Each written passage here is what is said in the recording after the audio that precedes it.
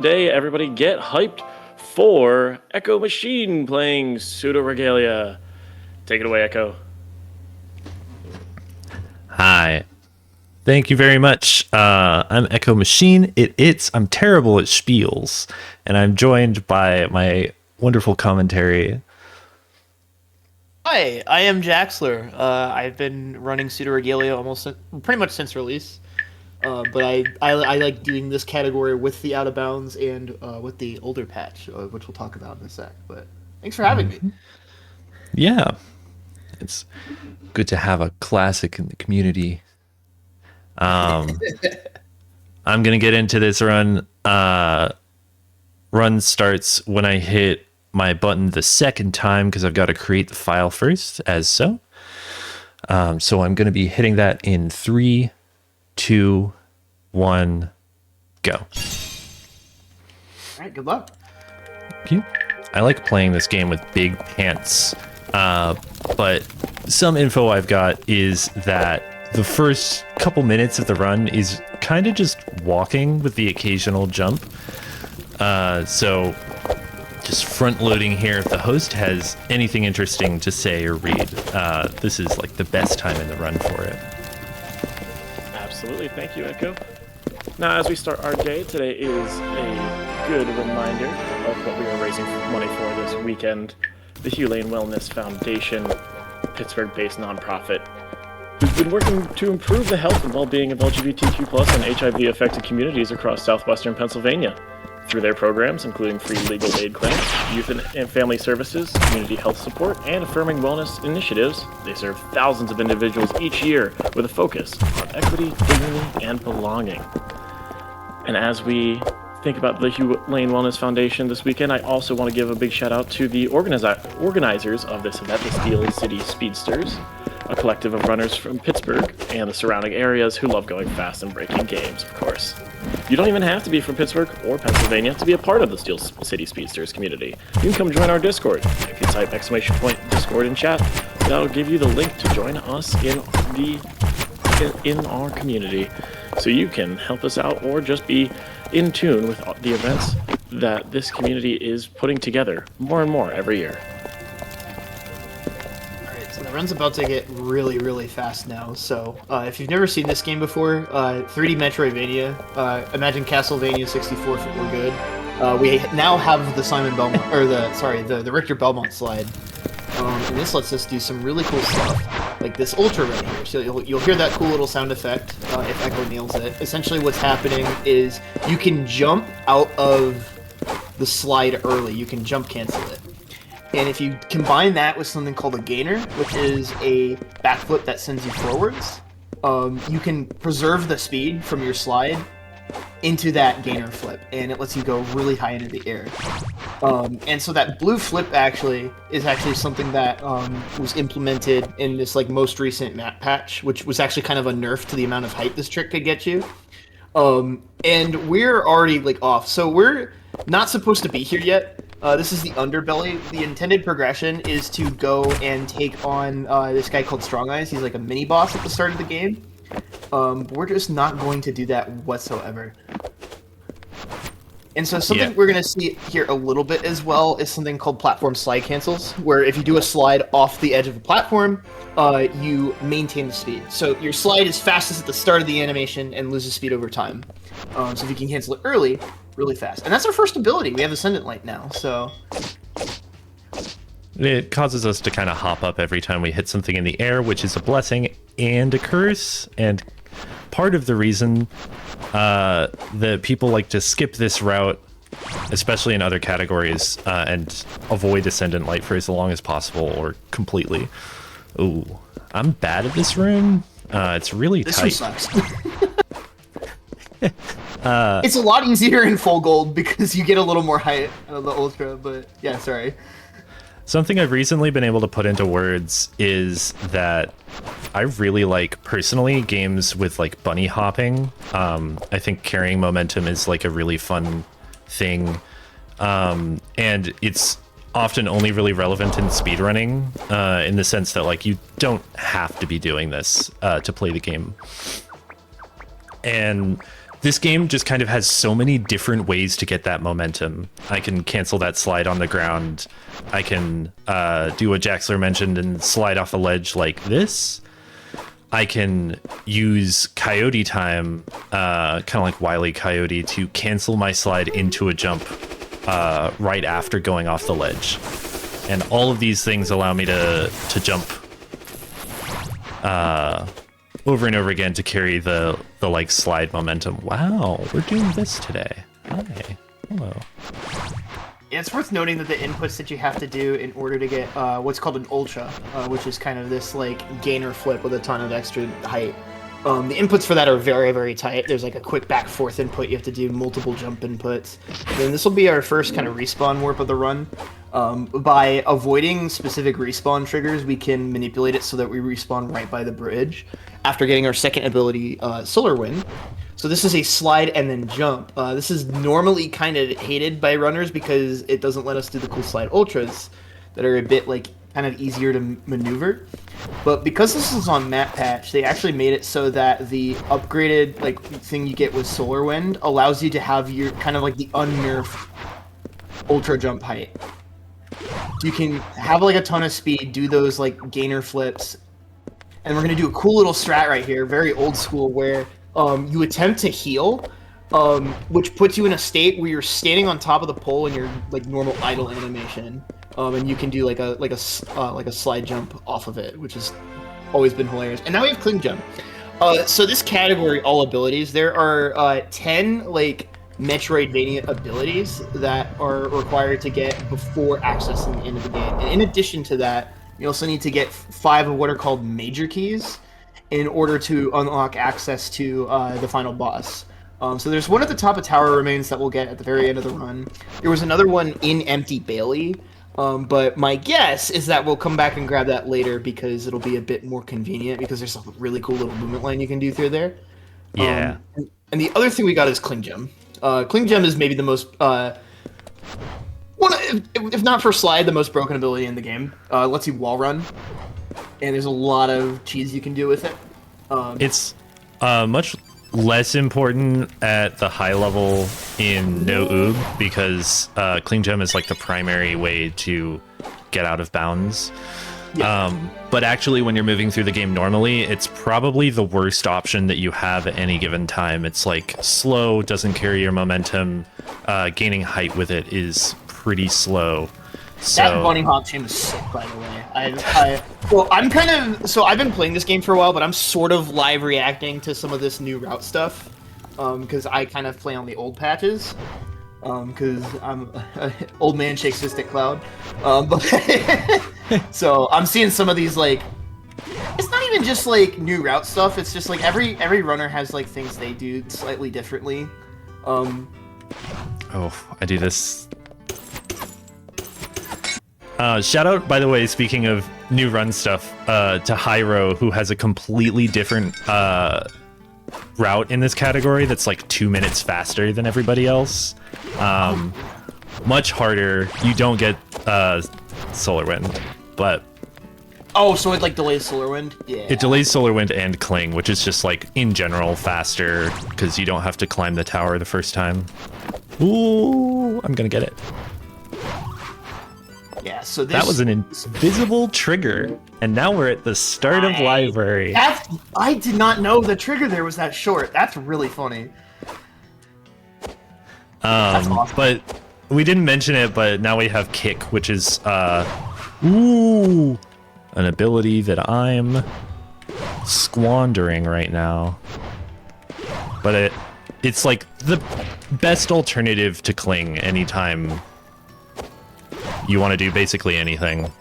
Yeah. Oh, that was weird. And so something as well, a part of the reason why Echo specifically got Solar Wind is Solar Wind combines really well with the air kicks to do something called moon kicks, which essentially what that does is if you like when you like do the Solar Wind like slide jump, essentially like you're given like this moon gravity for a little bit. But if you cancel that slide jump like early into wall kicking, it carries the low gravity into the wall kick, so you just get way more height than you're supposed to. And you have 3 air kicks by default per airtime, so you can really leverage that. We're gonna get Sunsetter. The one ability that we need to grab that's like really kind of tough to get to is one called Soul Cutter. But before we do that, I can't wait to see how you handle this room. This is... Okay, yeah, so right there we saw a trick called reverse wall kicks.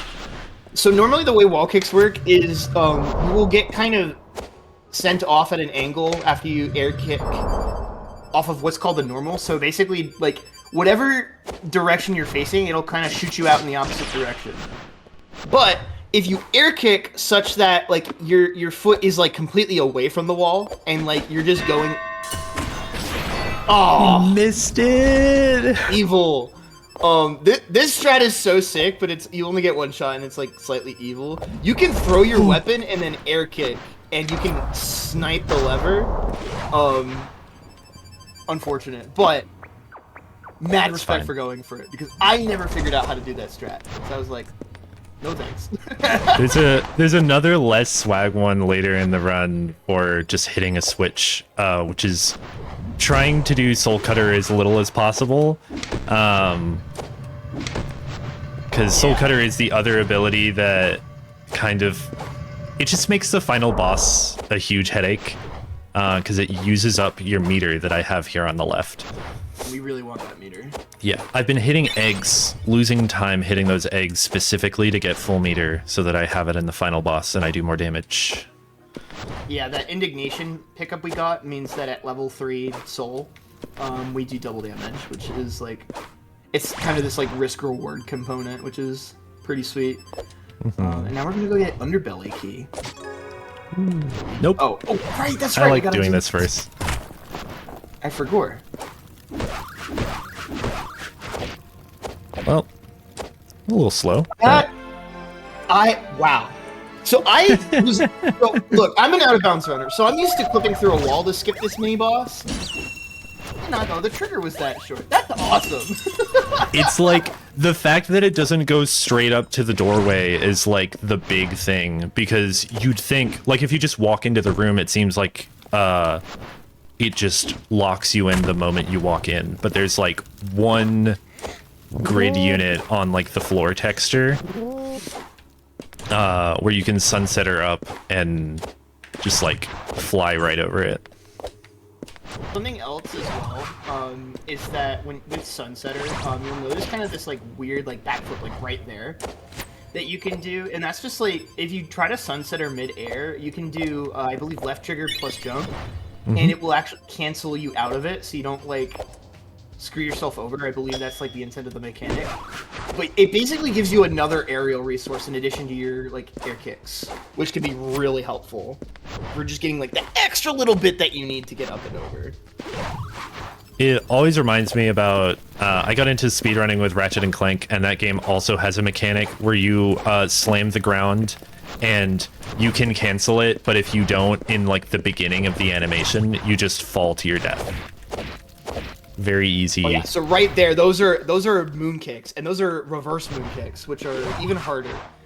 If you don't do the kick inputs quickly enough, you'll just lose like the moon boots effect. So you got to be pretty quick. This room?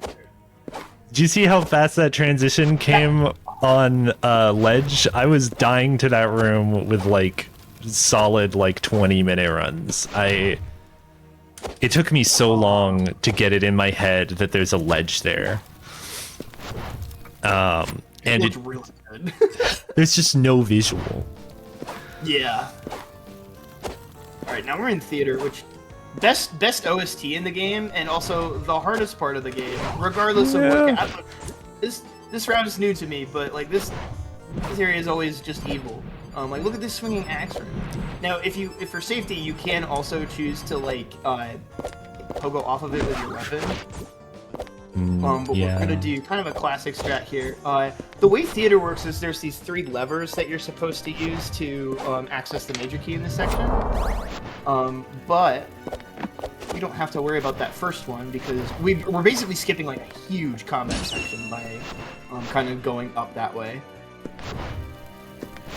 And then this is where things get interesting. So normally in other categories we're able to hit the other ones from out of bounds, but we're going to do something different here instead. We're going to go the normal way. This room, my beloved. Oh, made it. Oh, we made it! Nice! We gotta do it again, so that room's not done. We gotta backtrack through it and do it again. Yep. We really so the Soul Cutter is this projectile that we can shoot out whenever we use Strike Break, which is like this charge attack. Ooh, first try. Nice. That one's a little easier because you don't have like the lip. Yeah. The thing I'm noticing. Oh, are we doing this? I'm doing the okay. I'm doing the easy mode. Oh wow, really? I'm screwing this up a lot this morning. That's not gonna work. Okay, I'm gonna give it one more try, and then I'm just gonna... This is like one of the hardest strats in the game. And I'm doing the easy version of it. I cannot stress enough. There's like a bunch of different ways that people have found to do this room without Soul Cutter. And that is like the slowest and easiest way. Big ultra right there. That was sick. Yeah, I probably shouldn't have gone for it with this health, but we'll... Oh, okay. So this switch is right next to this wall, which means that... That's so sick. You can just kind of hit it through it. Seen that. A bunch of reverse kicks. So normally you could just skip this whole section out of bounds, but because this is no out of bounds, we have to like find some way through here. And we can use the fact that even if we don't have our weapon, we can use the hitbox from Sunsetter to activate the switch. It's very strange. You have to Sunsetter like next to the switch. If you do it on top, it'll usually not work at all. Okay, this room... It is literally my fault that we now know that this is like the fastest way to do this room if you don't screw it up. Oh, wow. Because I looked at it and I was like, why don't you just go next to all of... Okay, I'm gonna stop talking for a second, actually. Yeah, you got this. Hold on. Okay. Wow. That was like robbery. Can I just... Okay, I'll take that.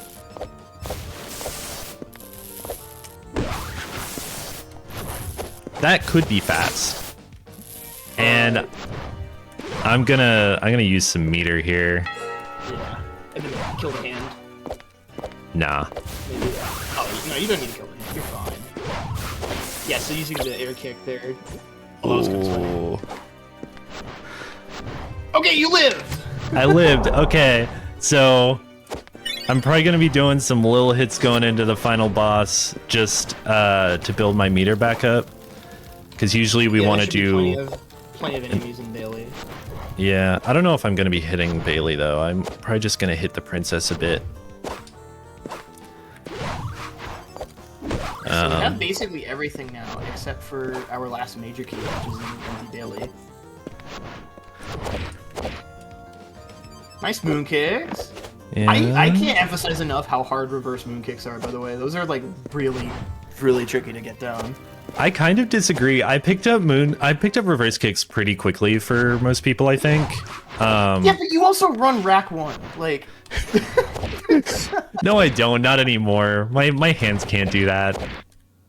Okay, we're just gonna do this no reverse moon kicks. You can see what the world is like without them. Yeah, if you know what you're doing, you can just get that major key without like anything, which is really funny. Like if you just get to the top of the wall, past the wall here, you can just jump to it. It's really funny, especially if you're like playing a randomizer. This game has it's just so good in randomizer. I run this game because I started doing it in randomizer, and then I got good enough at it that I was like, I might as well learn a category. And now I don't even play the randomizer anymore. I just play this. We played the rando at GDQ. It was good times. Yeah. There's one baby roll that was bad, but other than that, great rando. It can be really brutal because if you don't get slide, ooh, that's the coolest reverse moon kick, or the coolest moon kick moment in the game, in my opinion. Yeah, and then a really cool reverse right there. This whole like tower main section is meant to teach you how to use the walk wing. But you can use that ultra there to skip the whole segment. And now we are going into the princess fight. Yeah.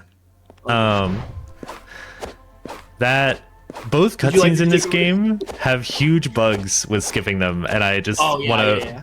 briefly let everybody know that I'm like slamming all of the buttons on my controller to try and get it to work. Yep. Okay. So we're gonna try to pre. Are you going for the pre-damage here? No. Pre-damage really screws up her like teleport timing for a while. Ooh. Not used to starting here. So Princess has a bunch of different attacks you can do. We want to try to do this without taking damage so that we don't feel compelled to heal. And we're trying to weave in those charge attacks whenever possible. I believe certain attacks are a lot faster than others because they do or don't give us openings. That sound is halfway. Okay. Now, unfortunately, we have Orbs of Doom. We have to be very careful because if that Soul Cutter projectile hits, Like right that. there, And that. it'll basically take us out of indignation, which will cut our damage in half. We're doing a pretty good job handling this pattern so far. Yeah, I don't know when time's gonna be, but it's gonna be soon. It's The on way this final is phase, going. I'll call it. Yeah. Oh, that was unfortunate. Oh, well. Sometimes you just gotta take the RNG. This is a great attack to get. Oh, I forgot to. Oh, that's it. Time. Nice. GG. GG's. Oh, that went pretty smooth, I think. What was my time? Yeah. Let me see. Looks like 2042 was your time. Yeah, that's as good as I could have hoped for, honestly. Wow. Good job. Yeah, this, I gotta say, we described maybe like 30% of the game. This game has so much crammed into such a small space, and Yeah. to be honest, you can start playing it knowing like almost nothing. Most of these rooms have easier versions. I'm taking a route that makes it way more forgiving and easy for new players. It looks really intense and it is really hard, but also the community is pretty small and helpful, and you can hop into like a 30-minute time pretty quickly, honestly, if you've played the game casually. Yeah. This is a great like intro to speedrunning type of speed game. And there are like so many goddamn resources for this game. It's frankly unbelievable. This is like one of the more well-documented speedrunning communities, just point blank period. So, And I gotta say, the movement looks so cool and impressive too. It feels so good. it's like it's the best. It's so good. I don't like running new games on release, but this was the game that broke me. Lack of a better term. Yeah. If you're interested, by the way, there's a community Discord. If you want to link, just honestly shoot me or echo a message and we can get hooked up. It's also on the Sphere.com page. Yeah. It's pretty dope. Now's also your time to do some shout-outs if you'd like. Yeah, I mean, shout out the speedrun community for this game. As Jaxler's already said, they're like very cool people, very fun to talk to, super supportive, and always interested in like finding new things and thinking about things a different way. And honestly, shout out to Hugh Lane. I live in Pittsburgh, and I've been going to like Central Outreach since I moved here, which is an affiliated organization. They're in the same building. And Hugh Lane is like another branch of that, just like making this a really supportive place for queer people to live with a lot of resources. It's really awesome to be able to help raise money for them.